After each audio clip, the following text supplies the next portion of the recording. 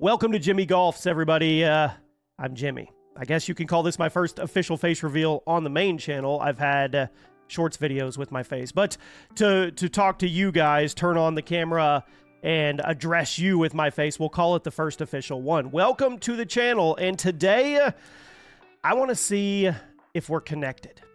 I want to see if we think alike. This channel, I made the channel with the idea and the notion of building a community of average golfers, because that's what I am. I'll tell you my quick backstory here in a second before we get into the topic of today, which is having one swing thought for an entire round, which that sounds great on paper, but I'm here to tell you it's never that easy.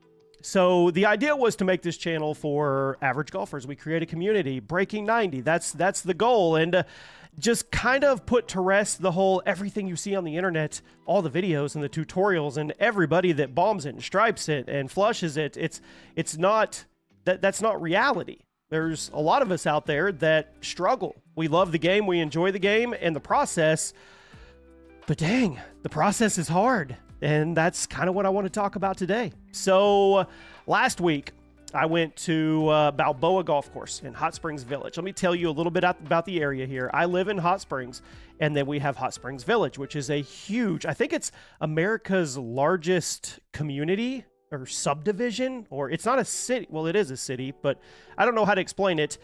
But it's a retirement, for the most part, community, and it's huge. It has multiple lakes. It has 9 golf courses, and I have never golfed at any of these golf courses. I've heard of them, but I've never golfed at them. 8 of them are semi-private, and one of them, Diamante, is completely private. One of, I think it's a top 100 golf course in America. You guys can Google it, Diamante. But there's other ones out there. There's Isabella, and there's Balboa, and there's Granada, and there's a lot of golf courses out there, and me and my friend Nick decided, you know what? It's time. We're going to go to Balboa. That's the first one we're going to check off, and then we're going to go all the way through them. So I want to take you guys through the week leading up to a round of golf for me, and then the idea of having a strategy going into that golf round with my thoughts. And I want to know if we connect it all here. I want to know if you guys are thinking that I'm absolutely crazy by the time this video is over, or if you're like, we just became best friends. Let's go hit a round of golf together instead of karate in the garage. So that's kind of what I'm seeking with this video. First off, I've been golfing for 30 years, a couple sabbaticals in there, a couple hiatuses, but for the most part, I would say confidently for 30 years. I love the sport. I love the game. It was something that I was able to connect to with my stepfather before he passed away, and me and my brother. It's special to me. The game of golf is very dear to me, but I'm that player that has always been a basket case or a can of worms in his head. From day one, I am that guy at my peak, at my best. I could shoot in the high 80s on a great round, whether it was 30 years ago, 20 years ago, 10 years ago, at my best, and it was rare. I was more in my 90s. I didn't really stay in the hundreds very long at the beginning. I got down into the 90s because I was able to manipulate my way into the 90s. But the problem was, I was never, ever, ever locked in on any type of swing, format, mechanics. I'm that golfer that watched every video and every lesson you could watch. I tried everything that my brain would formulate for me to do. Hinge your wrist immediately, twist the club head open and back, swing low and shallow, swing super high, and then do the Jim Furyk and bring it down into the plane. I'm the guy that for 30 years never grasped the concept of how your body's supposed to actually naturally work for a golf swing. I've made it so complicated and so hard, and I have tried every swing you could ever imagine in your head. I promise you, if you've sat at night thinking about your golf swing like I do and pondering the good, the bad, and the fact that you went out to the range and you hit a bucket and you figured it out, and then the next day it was like you couldn't even hold a club, you know what I'm talking about. I'm that guy. I'm here with you. We can talk. I can relate with you on every level. So, typical right now, I'm back in golf full swing, a year and a half, really going hard, growing this channel, this community. I want this channel to end up being more about me and my golf journey as opposed to the news and YouTube golf and everything, but I do a both because obviously there's a huge I guess you could say, pull for YouTube golf and news and updates and all that too. But eventually the goal is to create a community and kind of make it around my golf journey and then your golf journey. That's the idea. So I want to take you through this because the topic of the video is having one swing thought for your entire round. I'm that ChatGPT guy. Me and ChatGPT, we've gone days talking about my golf swing. Seriously. If I showed you guys some of my logs and questions, you would laugh at me. You would straight up laugh at me and you would probably never watch another video. That's the honest truth. So, week leading up, going to Balboa. This was this past Wednesday, and I don't know what's on the screen right now. Maybe some YouTube compilation videos. Maybe I'll show you some pictures of the Balboa golf course. Beautiful course. Absolutely beautiful. Known for wide fairways, and it does have wide fairways. I'll put my scorecard up too so you guys can see on the screen. I shot an 88, but I don't want that to fool you. That's the first time I've broke 90 since I got back into golf about a year and a half ago. That's my first one. I should be celebrating. I should be ecstatic and happy, but I mechanicked my way to that 88, and that's what bothers me. So, leading up to the week of, I'm doing my whole thing. Okay, I've got 4 swing thoughts in, hold a triangle, take it back low. Then I came up with this brilliant idea to hinge the wrist immediately. And I know, you're all gonna be like, you're an idiot. But when you get lost in the wormhole and you spiral, you come to conclusions in your head that you justify. You do, because you have to figure it out somehow for yourself. So anyway, I'm hitting at the range, and my big thing for leading up to Balboa was 40% grip, soft grip, and I feel like I've got a good grip and everything. I used to squeeze too hard, holding it like a bird, Sam Snead, all that good stuff, and hinging my wrist immediately as I turn back. But what I didn't realize is that this is the guy that has never actually had the light bulb come on of the mechanics of the golf swing. And for some reason, after everything I've watched, every tutorial, I'm a golf student. I know a lot, but I don't know anything. And I'll explain to you the epiphany in the light bulb here in a minute. Hinge wrist back, light, super light swing. Let the club do the work, right? Don't necessarily have it on a plane or a line. Just hinge your wrist back, Jimmy. That's all you're thinking when you go up. Stand up, do your little things, hold your grip loose. You have it everything. You position to the ball, eye on the ball. Don't lift your head up. Hinge your wrist back. So I did that on the driving range all week leading up. Hit good buckets of balls, good sessions. I was ready. I mean, I could tell that there wasn't much power, and I've never been a power guy at all. When I say no power, I mean no power, like pitching wedge 100 to 110, approach wedge 80 to 100. We're talking a low end of the power spectrum, right? But I've always been able to mechanic my way around the course and kind of pull myself up with chipping and putting. That's the areas that I'm better at. So that's where I'm going with. All right, I'm going to tackle this course. We go out to Balboa, me and Nick, my buddy, and talk to the guy out there. We get out there on the first tee. Beautiful course. Just amazing. Huge rolling greens, massive fairways, just lakes, pretty. You're probably seeing it on the screen right here. And I'm figuring out really quick the Hot Springs Village courses, they all look absolutely amazing. So, scorecard's 88. You can see it on there. Box 1, hinge the wrists back. Or hinge the wrists back. Okay? Thinking it on the tee box.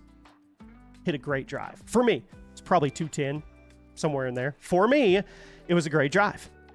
Get out there, I'm feeling good, right? And then all of a sudden, that doesn't work. It doesn't work. I think it was a par 5. Hole 1 was a par 5, okay?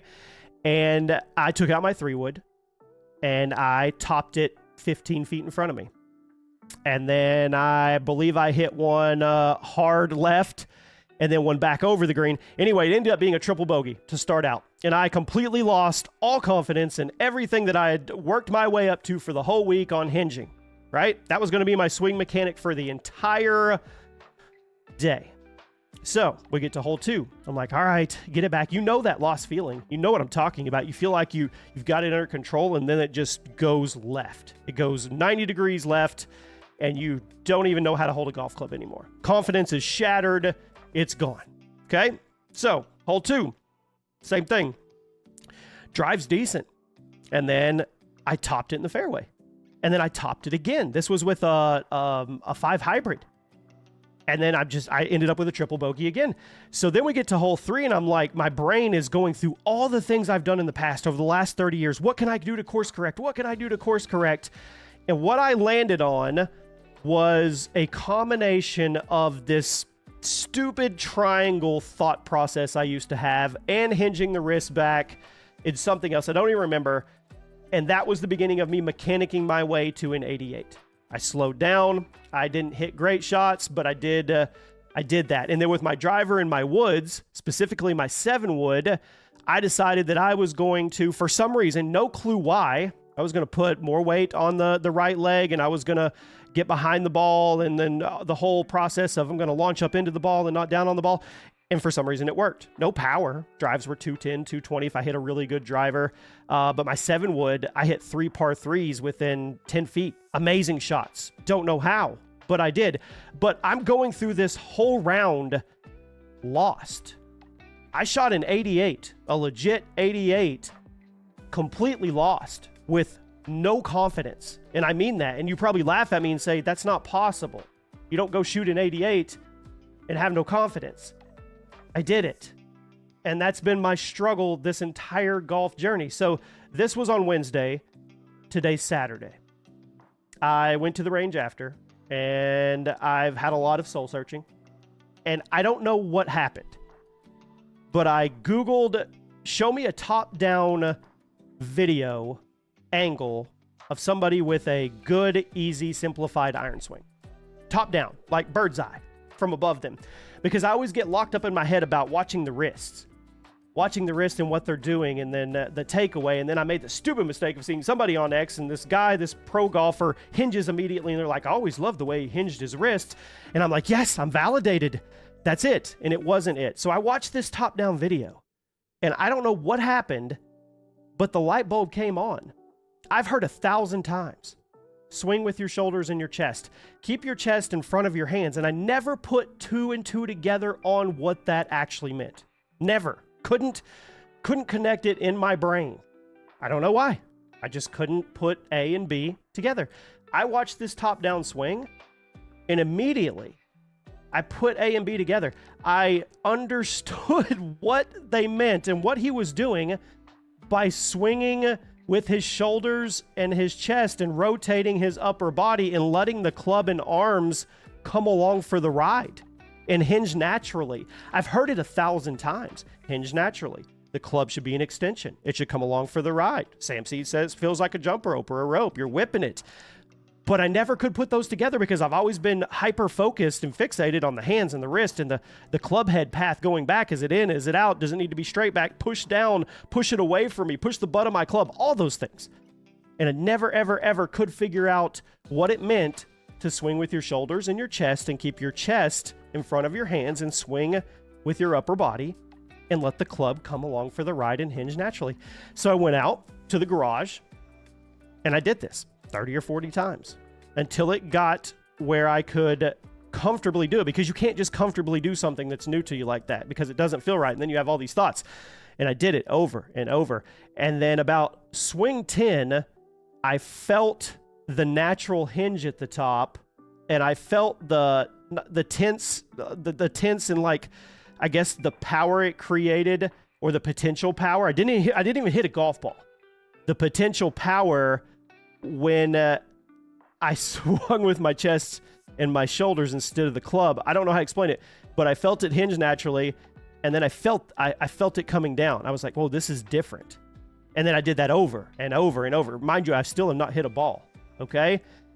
And I kind of understood where that could potentially be where I'm losing my power and I'm losing my consistency and all kinds of things, all kinds of negative impacts on my swing. So here we are Saturday. I still haven't hit a golf ball, but I'm really confident in this trap that I may have it figured out. And you're going to laugh, and I'm going to laugh with you, because this is the exact same pattern cycle I've done my entire life. But I will say, this is the absolute first time I have ever correlated swing with your chest and your arms and keep the chest in front of your hands. And it actually made sense to me. And I actually felt it when I tried it. I'm telling you, I've done some crazy stuff with a golf club. So yeah, I guess my question for you is, do you go attacking around with a swing thought or 7 swing thoughts? And if you do, what are they? Share them with me. I promise I'm not going to laugh at you. I promise I'm not going to judge you, because chances are I've done them. I have. So yeah, Balboa Golf Course, Hot Springs Village, 88. I grinded my butt off, and I like to say I mechanicked my way to that 88. And I'm super proud of the fact that I broke 90, especially on this course. It was very rewarding. It was awesome, especially starting off. I think it was a triple and a double. It was a 7-7, par 5, par 4. But there was something missing. And when you shoot a score and you go out, and it was almost like I fooled myself and I fooled the golf course. I didn't cheat, but I wasn't confident. I wasn't hitting good shots. It wasn't natural golf. I wasn't in charge. And I know golf, you're never in charge, but you guys, hopefully you understand what I mean. But yeah, Balboa 88, that's what happened afterwards. I'm going to update you guys when I go to the range again, or on my next round. I'll share my scorecard, give you my thoughts. We'll talk more about it if you guys enjoy this kind of relaxed type video. Yeah, an 88, but I didn't really deserve it. I hope you guys enjoyed. I hope you're enjoying the channel. If you like more content with me talking to you instead of talking about YouTube creator golf drama, let me know. I'll see you soon.